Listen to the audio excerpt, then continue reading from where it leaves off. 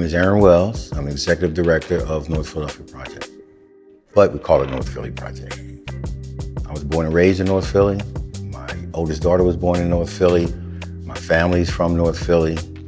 My mom, born in South Philly, but she got wise and married and came to North Philly. North Philly is everything to me. It's my Mecca, my personal oasis. North Philly Project began 14 years ago, and it began as a collective of hearts and souls of guys who grew up together back in the 70s. And we played basketball pretty much for a man named Harold Barnes. He was a Philadelphia police officer.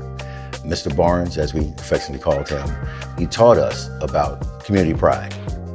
He helped us understand what it meant to take care of each other and take care of your community. So we got together in 2013, and it just dawned on us, what do we do now to take this and replicate it? How do we now do for others what Mr. Barnes did for us?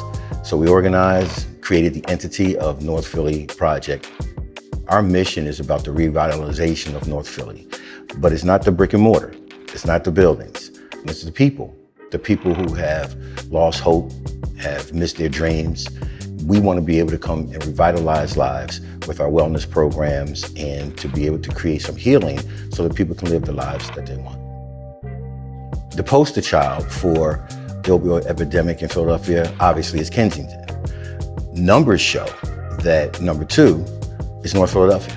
And then we looked at the demographics that told us that Black men between the ages of 20, 35 are the next highest number of people ODing from opioids.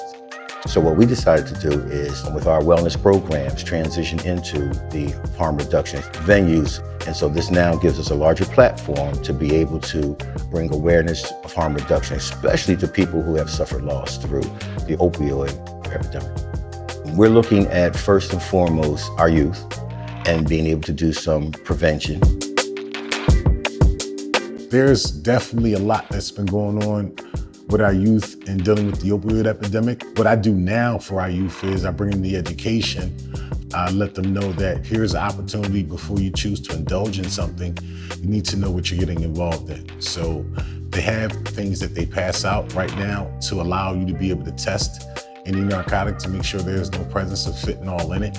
Actually did a demonstration for our youth and educating them about overdose reversal. A lot of them had no idea what Narcan was, and the idea of laying it out for them, letting them know that this is something that will overturn an opioid overdose.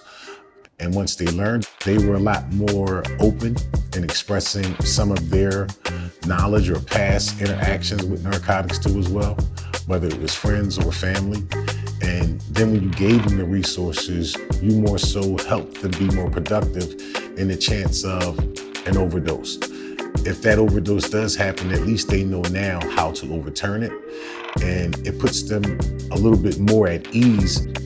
The larger piece is awareness, but also to create a collective where organizations that haven't always ventured into this area of wellness, recovery, to know that we all can play a part. And so that's the major piece, to be able to present programming for our families who are dealing with the trauma of loss, but also to help us understand that we are all a part of this.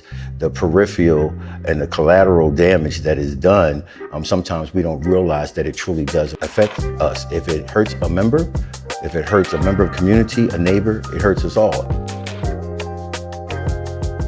We're running the harm reduction program in conjunction with other networks.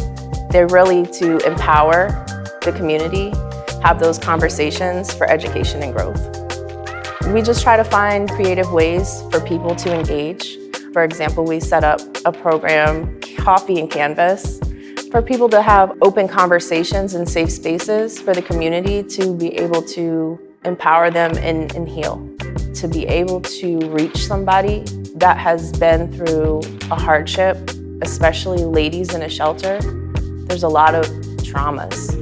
And to be able to see a smile on someone's face, know you made a difference, to be able to see that light bulb go off when you have those conversations, and then for them to take the opportunity to go ahead and utilize the resources, and have that moment of empowerment and see them make that growth, it's amazing. For our young people and building relationships with them and being able to talk to them and build these bonds with them, what they end up doing is opening up. You know, there's an old saying that says, every man for himself. Every man shouldn't be for himself. Every man should also be for their brother or sister too as well. It's about becoming a better Philadelphia, us being more humane to one another. I have hope and feel it because I've seen it happen in the sense of our youth being able to share with us. We wouldn't be able to grow if we don't allow one another opportunity.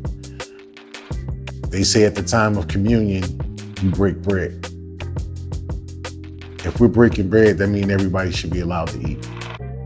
And for me, the way that we feed one another is through love and commitment.